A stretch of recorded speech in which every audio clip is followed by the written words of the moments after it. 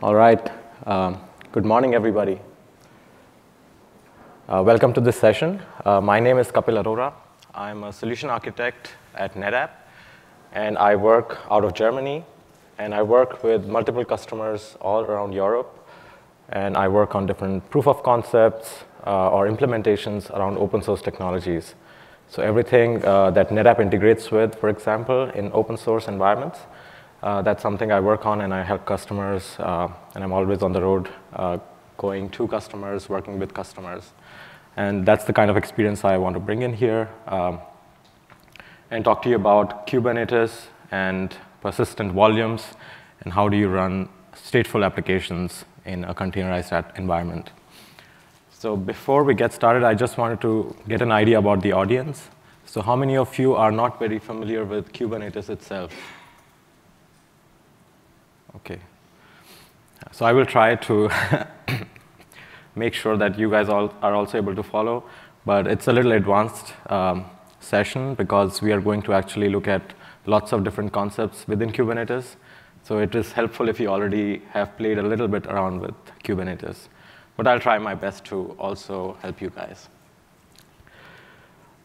All right, so this is the kind of my agenda that I set up for this presentation. I just wanted to briefly talk about what do I mean by stateful applications and what is persistent data in containerized environment. And then we will go deep into the concepts. So we will try to learn what are the concepts that are there in Kubernetes environments. What is persistent volume? There are more concepts like claims, stateful sets, storage classes. What does all that mean? And then I will introduce to you dynamic provisioning in Kubernetes and talk about a dynamic provisioner that Netapp has for its you can say, data management, which is called Trident. I will introduce that to you. And then we will use all these concepts. And I will show you a demo with PostgreSQL. All right? So that's kind of how we are going to go about this session today. So before we get started, just to clarify what I mean by stateful apps. So any applications which are responsible for storing your data of your application, the state of your applications, right? You can say that, yeah, my application is stateless, but there is some place you need to store the state of your applications. And when you want to run applications or store the state within containerized environments in applications, then it would be these applications. And the first one that comes to mind is databases, right? So very popular that I see in containerized environments are still MySQL. PostgreSQL is very, very common that I see. And I've seen many demos with SQL Server running in containers in the past few months. And then NoSQL databases are becoming more and more popular, and they are the favorite to run in these environments because you can scale them horizontally as well, many of them, and it perfectly fits to containerized environments and generally the kind of applications we are writing. And then you have big data applications, you have new time series databases, and PubSub kind of implementations, which all are kind of helping you store the application state. And these are the applications which we are focusing on, and we're just trying to see all the concepts and try to run a Postgres database and see where Kubernetes today stands in running these applications. And these applications also need something in the backend to store the data, right? And that eventually would sit on a hard disk, and you will use protocols like these to actually provide these applications with backend storage. So you will either use Block, which could be Cinder in case of OpenStack, or just iSCSI. You can also use Fiber Channel if you like, or you use file protocols. You can use ClusterFS, you can use Netapp, NAS systems, you can use ONTAP, for example. You can use Manila, for example, in this case, for file storage. And eventually, also object storage, right? But object storage is directly accessible to the developer using S3 APIs or Swift APIs. So for that case, you do not really need an integration into Kubernetes as such. But these are the actual backends where you actually store your data. So now we will get into Kubernetes and the concepts in Kubernetes. I have also examples along with the concepts that I talk about, so that you can easily follow them. So first thing I wanted to talk about is plugins in Kubernetes. So Kubernetes itself has implementations or drivers which understand all these different storage types. So every node on Kubernetes has processes running, like kubelet, which has drivers or plugins which understand what is NFS, what is RDB, what is iSCSI, what is Cinder, and the likes. Right? So that implementation is already present, which might eventually go away and go out of Kubernetes, but today that's how it works with volume plugins. And if you are, as a developer, using any of these storage types, you can directly use them in your pod design or as specified as a volume. And let's see what all exists. So the ones that I showed in the diagram was just a few of them, but there's a huge list of plugins that exist and the kind of storage that Kubernetes itself understands. Right? And I'm sure that whatever you are using in your environments is also part of this list. All right, so when, as a developer, I have access and I understand storage, I can actually go ahead and specify my volume within my pod. So if you see here, this is an example with Cinder. And for those of you who do not know a pod, you can just think of it as a container. And I'm running a container, and I'm actually specifying what is my volume. So in this case, the developer needs to understand what Cinder is, and he can provide the volume ID, and he can start using that in his pod and provide the mount path, which is specified here for the Nginx HTML. And this is an example for EBS. So you can create a pod and just say, I want to use EBS volume. And then if you want to use iSCSI, it gets even more complicated. OK, I have iSCSI, but the developer is like, I do not know what is IQN number or target portal, what are all these details that you're talking about, right? But he has to ask somebody to provide him these details and blindly copy and paste them, kind of, right? All right, so this concept is not very, very good, especially in case of Kubernetes, because you want to decouple these two things, right? You want to decouple the storage part from actually running the application. And you want to abstract the user from all these details. And one more important thing that you will fail to do here is I cannot run this YAML in any other environment. So once I specify these specifics of an iSCSI connection, if I run this particular YAML in a cloud environment or somewhere else, I will not be able to reuse it.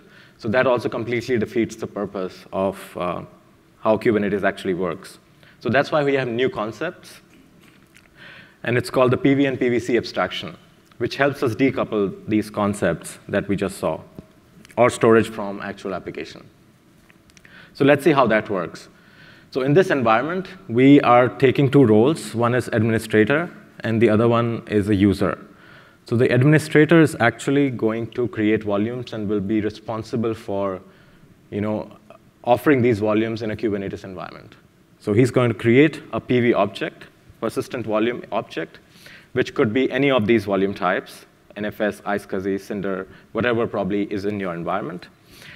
And it will include the connection information. But it will only be accessible to the administrator. He's the one who's responsible, and he's the one who's creating these objects. So you can see he says, I have an NFS volume, and I'm providing details about NFS, and I'm creating this persistent volume in the environment. And user is unaware of that. What the user is going to do is something called a request or a persistent volume claim.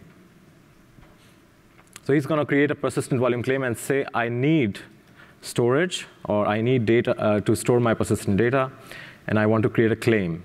And the user is going to provide things like size or the access mode for that particular volume, and optionally also storage class, which we will learn about later. And that's it. So he doesn't need to know more about it. He just says, I need storage. I do not care if it's iSCSI, NFS, EBS. It's none of my business. He might say, I want high-performing storage. He might say, I want gold, silver, bronze storage, but he doesn't want to need to know anything about the details about the underlying platform.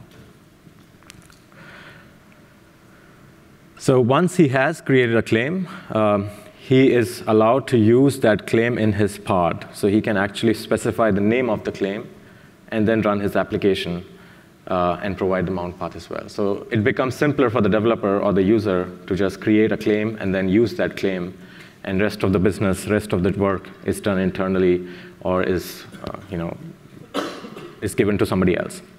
So once we have these concepts, we can do something called static provisioning in Kubernetes with these two divided roles. So it works something like this. So we have an administrator who has access to storage, be it cloud storage or storage systems or anything like that, any kind of storage, but he's the one who has access to it. And you have a Kubernetes environment and a user or a developer. So the first thing that happens is that the administrator comes in and says, these are the storage volumes that I want to provide in this environment. He needs to pre-provision different types of volumes so that when the developer comes in, his requests are fulfilled, right? So there is pre-provisioning from the administrator, which is involved. And then comes the user and says, I want to run these applications, and I need so much storage for these applications, and he creates claims. So you can see the user creates claims, and the administrator creates the PV objects. And the rest of the work is actually done by Kubernetes of mapping these together. So Kubernetes will see that I have available PVs, and then there's a new request, and it will be able to do this fulfillment of requests and actually map them together. So the same happens in these two cases, but you can see there's a mismatch. So I have a read-write once NFS storage for 10 gig, but the request came in for 8 gig. And this is the best possible solution or the best possible passing volume that is available. So that is actually kind of matched. And even if it was 100 gig, it would be matched. So this static provisioning is not very ideal because somebody needs to know what are the different sizes that should be available, or you need to fix a standard size for your volumes, that all volumes are these size or something like this. Otherwise, there will always be a mismatch, and somebody needs to actually do that beforehand, before a request comes in. So that's where the new concept of dynamic provisioning comes in storage classes. Storage classes enable dynamic provisioning in a way, but storage classes can also be used in static provisioning, just to be clear. So what is a storage class? Storage class is a way that an administrator can classify the different storage available to him. So if he has different types of storage systems, some of them are all-flash systems, some of them are archival systems, some of them are slower. So he has the ability to actually classify them and create a catalog like we do in Cinder types, for example. And he can use different parameters or features or different storage protocols to actually define a catalog for his consumers, basically. So it's just an abstraction layer that the administrator creates. So this is an example. If I want to create an abstraction for Cinder gold storage, I can say I want type fast from Cinder. So you can directly map if you're deploying OpenStack. And then on top of that Kubernetes, you could actually just use direct mapping from Cinder and provide this catalog. And this is an example with Netapp ONTAP system. In this case, I'm saying that I want to use a Netapp system which has solid-state disks and is doing thin provisioning for me and can take snapshots. So I can define such features from a storage system and say, what is the kind of storage I would like to provision when a user says, I want gold storage, right? So these are just some examples. So now let's see how does dynamic provisioning work. So I have a developer. It's the same environment, very similar. And oops. Yeah. So in this case, the administrator needs to define a storage catalog, so to say, or classes, gold, silver, bronze. What does he mean by that? Or gold, block, bronze in this case. And he needs to deploy something called a provisioner. So in this case, when we are using Netapp, it is Netapp provisioner, which is called Trident. So once he has done that, he is actually kind of setting up this system for dynamic provisioning. So that's the whole point of doing that. So he does this pre-work for setting up this environment. And then he doesn't need to be present for provisioning of these volumes. So then comes the developer and says, I want gold, 8 gig, read-write once. And then the provisioner will take the job of creating these volumes, and it will keep polling for new requests. And as soon as he sees one for his provisioner type, he's going to pick it up and fulfill it.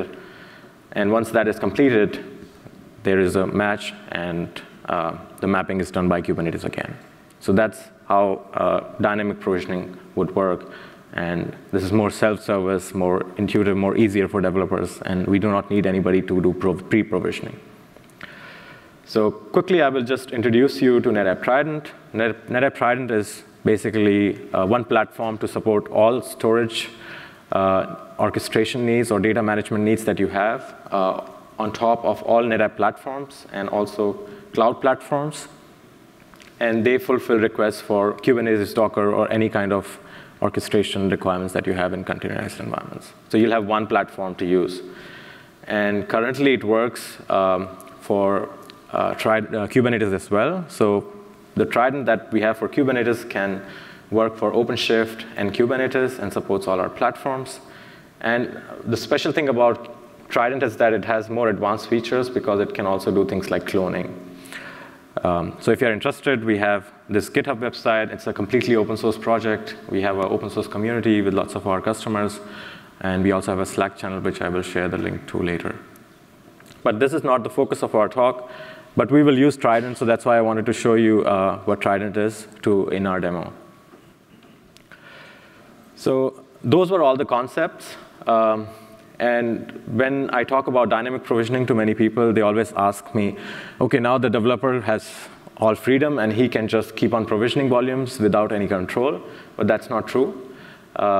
Similar to CPU resources or memory resources that you have in Kubernetes environment, you can keep a control also on storage resources. So you can create a namespace or a project, as they call in OpenShift, and you can say this project has only 10 gold volumes or 20 terabytes of SSDs or whatever you like to set up.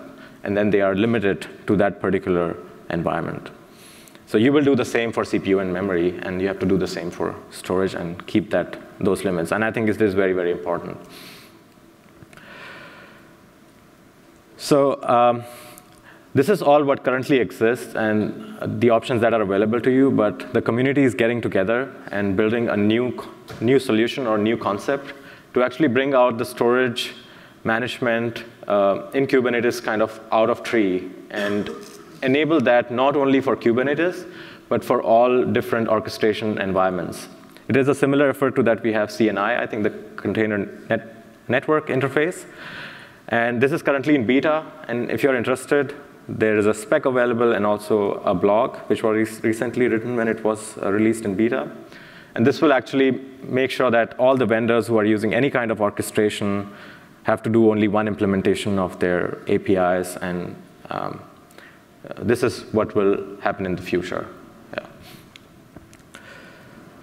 All right, so those were all the concepts. If you have any questions, I will take maybe a couple before we actually go into the demo, because if there is a concept that is not very clear to you, I would be happy to answer that to you. Like whatever we talked about, if there's a conceptual problem that you don't understand, I will be happy to answer that before we move ahead.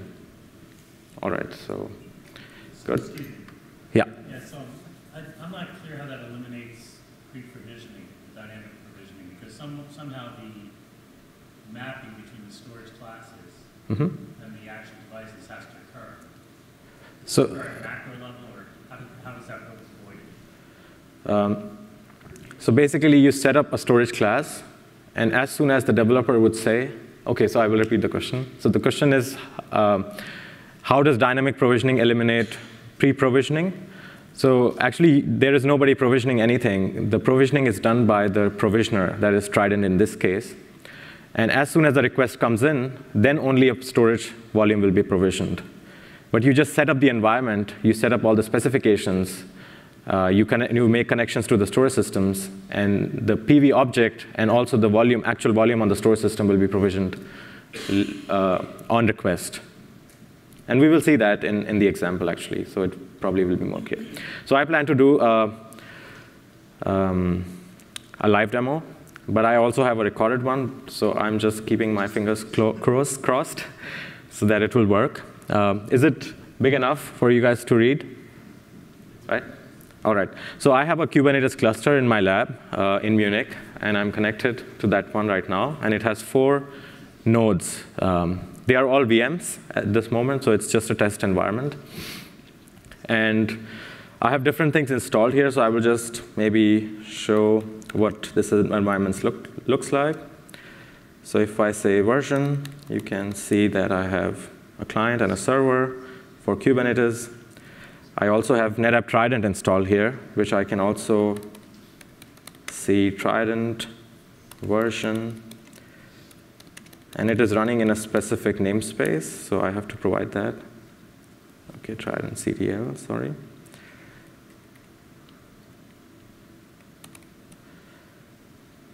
So I have Trident installed, and I have one more thing installed which I haven't introduced yet to you guys is Helm.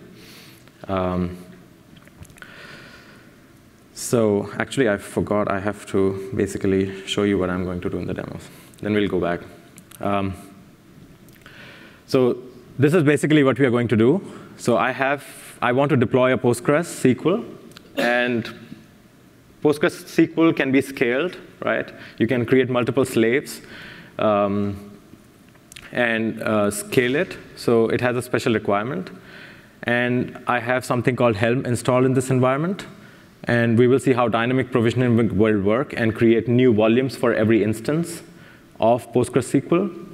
And we have different services, for example, as well, to connect to it. So this all is done using something called Helm. So say, for example, I showed you some YAML files, right? And if I want to install something like a database, I need to write that whole YAML file and then deploy it on Kubernetes. And I know that every developer, or most developers in my organization, are going to deploy MySQL. So how do I standardize that? So that's the kind of question Helm answers for us. So it's a package manager or a template creator that you have. And you can create a catalog of different types of applications you have. And then you can just install them with one command instead of knowing what is a pod or what is a PVC or what's happening in the background. So that's like one more abstraction layer on top of Kubernetes. So that's something we are going to use. And another concept that we are going to use is stateful sets. So when we scale an application in Kubernetes, we actually create multiple instances of that, right? And if a volume is connected to it, it will be the same volume always connected when I'm actually scaling a deployment, for example, if you're aware of deployments. But in case of a database, I want to provision a new volume every time I'm scaling my application, right? Every instance of PostgreSQL will need one more extra volume. So for concepts like these, where you have applications which scale and need more volumes every time, right, and need to talk to each other, for example, for decorum, you need something special. And that's something which Kubernetes provides in stateful sets. And I have also represented what we are going to do in the demo in a graphical form, so it's easier to understand. So this is our environment with the storage system and Kubernetes and Trident installed. Then I'm going to say, OK, just deploy it with one command. And I'm going to install PostgreSQL, which will deploy a stateful set, a service to connect to PostgreSQL. And for every replica that I have, it will actually create actual PVs, persistent volumes. And this is how the dynamic provisioning will work. So Trident will take over and actually create all these volumes. And then every instance of Postgres, right, is going to come up one after the other in an ordered way. So that's how kind of the deployment works. And there are different components here. So we have a service, we have a stateful set, we have different pods inside it, and we have PersistentVolumeClaims, which are created automatically. And we have persistent volumes, which are actual volumes sitting on a storage system or in a cloud provider. So now let's go back and continue with the demo. So we were looking at the environment, right? And we have all these things installed. And we also have Helm installed here. Oops, sorry. How do I change this? Ensure. Yeah. So we also have Helm installed here. You can see. And just to show you how Helm works, so I can actually say Helm ls, and I have deployed certain applications here, and I can see them. I can do a Helm search, and I can see what all can I deploy. So all these applications can be deployed and are standardized by lots of developers from, say, Google or Docker and the likes, and they actually provide them. You can get them from GitHub or when you install Helm. So I could just say Helm install MySQL, and it will just install it for me. So it's as simple as that. So we are going to use Helm to actually install PostgreSQL. So that's why I introduced that to you guys. All right. So I'm going to show you now my Helm chart. So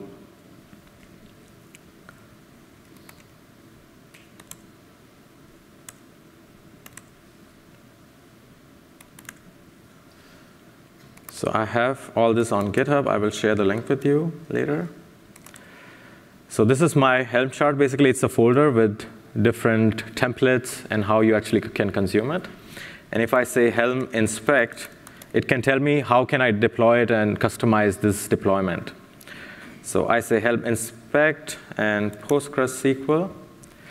And this is telling me what is customizable when I actually deploy this template, so to say. So I can change the image. I can change my password. I can change how much resources I want to give this to a particular application.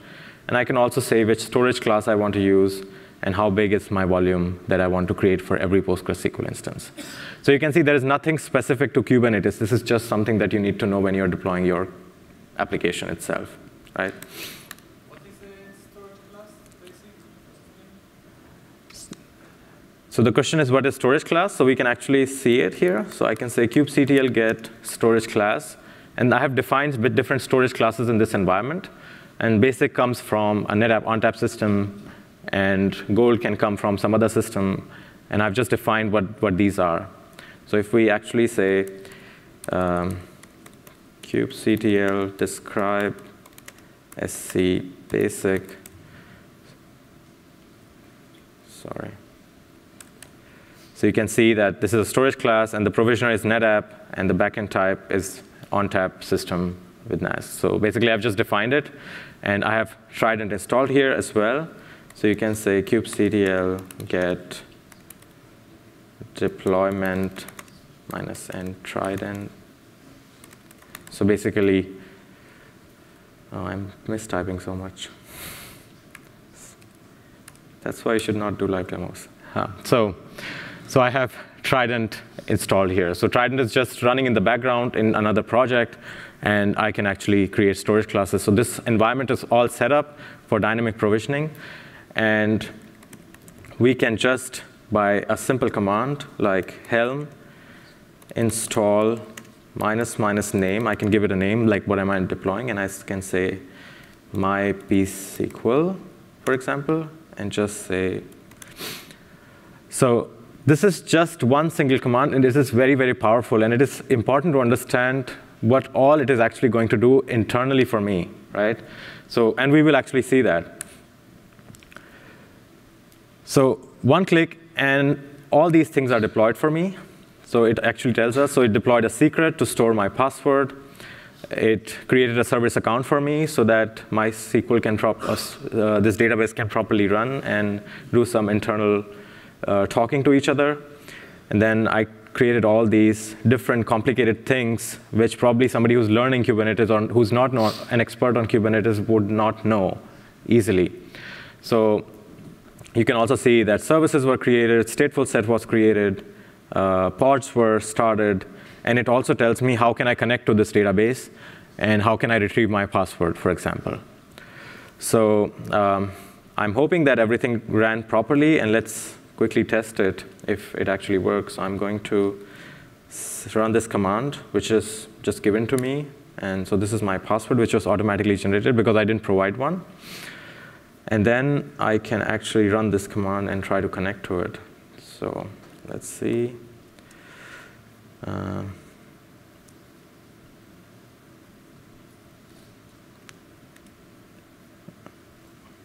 much time do I have?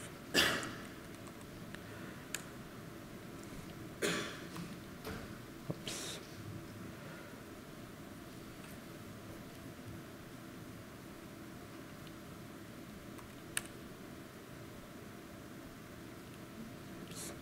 I need to do this again.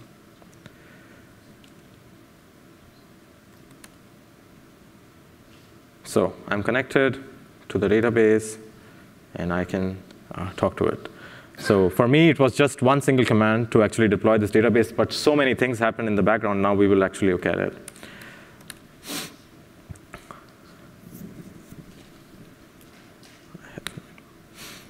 So let's clear this. So kubectl get pods, for example. So you can see I have two pods running because the default replica count was 2, right? kubectl get stateful set. So you can see one stateful set was deployed. Let's see what happened on the volume front, which is the main topic for us today, right? So let's see the PVCs, the claims. So you can see that 2 claims were actually created for this particular volume. And they were fulfilled automatically without me knowing anything about storage at all, basically. And PV, so I also have actual volumes which were provisioned. So if I actually go inside this and say kube, let's clear this. So I want to see what does this volume actually mean. So if I say kubectl describe PV, and you can see that it's an NFS volume coming from an ONTAP system or Netapp system. So I can get more details. But I'm an administrator, so I have more access, so I can do all that. So, but I just want to show you that nobody had to know anything and could run everything with one command. So that was kind of the magic. So what we can do more here is I can show you how you can actually also scale it very, very easily. So I have a PostgreSQL 2 replica count instance running. And now I want to scale it even further and make it 3 or 4. And I will show you how easy it is to do that. So we say kubectl get stateful set. So this is my stateful set. And it says the replica count is 2, and 2 are running. And I could just say kubectl scale -- replicas equal to 4. And just, what's this called? Stateful set. And just give the name. And now we can see that it is now running 3, and it's starting more as well, so probably, and they're already running.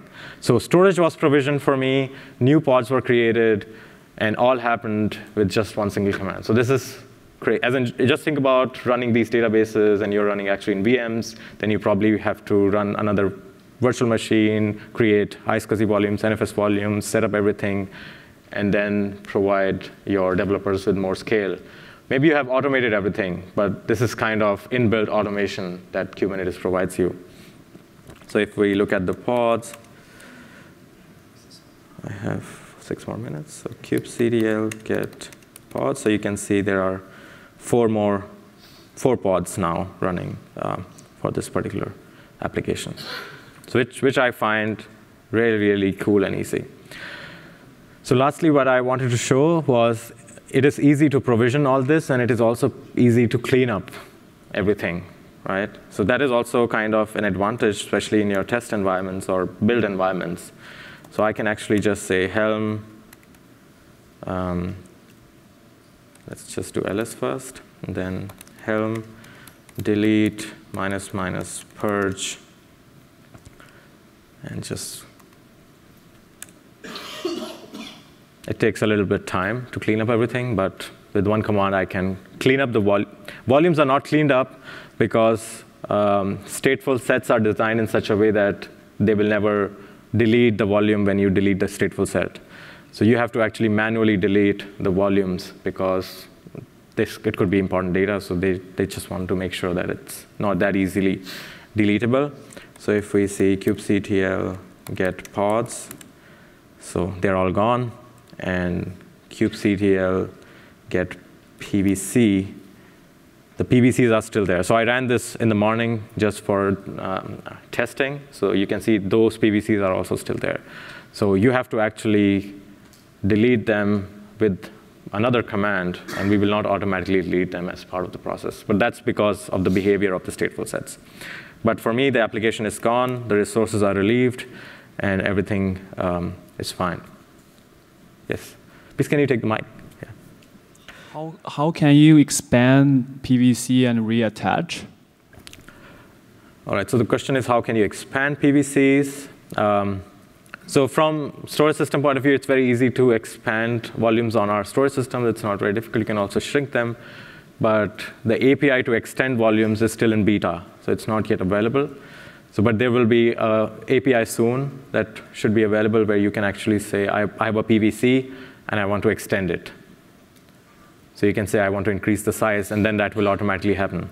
So in case of NFS, for example, you do not need to reattach, and everything just works. But in case of iSCSI, you might have to do that, and there is no automation there available for that. So you'll have to do it on your own, basically. The question is not, how do you make sure that, for example, you deleted your pods, how do you, let's say you wanted to reattach to those specific claims because they actually have data that's valuable to you now. So I think that was maybe the question. So you're saying you deleted everything, but you still have the volumes. How do I get everything back, right? So I might have to write a YAML today to actually make that happen, or generate the YAMLs with the stateful set, but replace everything. But there is no way I know that I can actually just, with one command, recover everything. But it's just for the safeguard that you do not lose your data and you have one extra step to get rid of it. That's the only thing that is provided, but there's no like recovery mechanism. It's not a backup mechanism. It's just safeguard if you fail to take care of things or something. So just to extend on that, if I've used Helm, I've blown up the database, or I've created my database, and I'm done, and I nuke it, all those volumes are still there. Could I just go rerun the Helm command to reinstate with those same claims? Actually, it might work. But I have not tried it, because if it's the same name, it will create the same claims, and all those claims will fail, but they're already existing claims, so everything might work, but I'm not 100% sure. So it actually depends on the plugin. So I have only 2 minutes left. but we can take this offline. All right, so just to summarize, so we looked at actually lots of things. So we tried to understand what stateful apps are. We looked at PV, PVC concepts. We looked at storage class, dynamic provisioning, static provisioning, Helm charts, Netapp Trident, what it can provide in these environments, and also that we have something new coming up, which is CSI. So there was a lot to grasp. If you're not from this environment, I'm sorry, it was a little difficult to grasp everything. But to get to the point where we can actually run a demo and actually show you everything, it's important to just actually build up all those concepts. So if you're interested and you would like to run the demo, for example, because there's no Postgres replica set Helm chart available that I found, so I had to write it myself. And I put it on our GitHub website for Netapp EMEA. And if you're interested in, I have a video as well, which is posted on YouTube.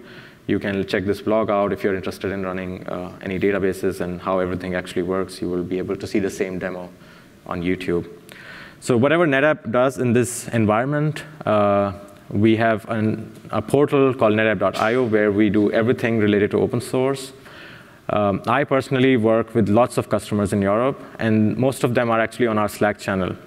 And it's a very, very active community where everybody comes and talks about storage-related issues, data-related issues, because they're all running Netapp. And it's a very good place to actually talk about, discuss the issues you're facing. And I learn a lot myself, so I would, if you are in this space, I would recommend taking a look. And these are just some resources that I have. All right, so right on time. That's all I had.